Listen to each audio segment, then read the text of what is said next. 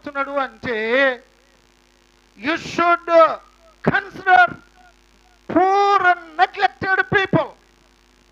నువ్వు ఎప్పుడూ కూడా పేదవారిని కానీ బీదవారిని కానీ మరచిపోవద్దు అని దేవుడు చెబుతున్నాడు. వారెందుకు కాల్చబడ్డారో రీజన్స్ అవి మీకు అర్థమవుతున్నాయండి. ఎందుకు వారన్నీ కోల్పోయారో దేవుడు ఒక్కొక్క మాట స్పష్టంగా రాస్తున్నాడు. Help to the poor and needy people in your life.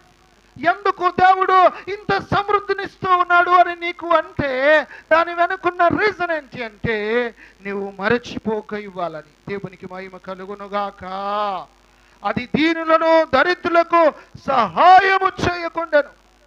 కనుకనే వారి జీవితాల్లో వారు ఇక కనుమరుగైపోయారు. సమయం లేదు కనుక నేను మరొకసారి ప్రభు పక్షాన నేను మీకు మనవి చేస్తున్నా. The character of the pride is excessive self-life. The character of the pride is independence from God. The character of the pride is a self-centered focused life. The character of pride is rebellion against God. The pride is lack of humility.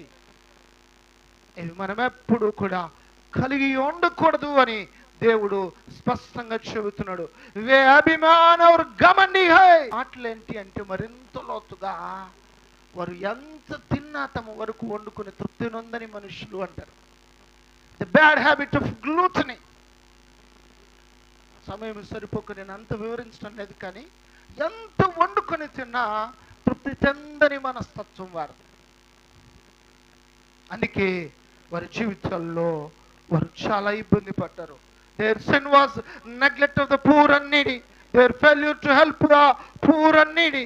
Pride goes before destruction. A man pride will bring him low.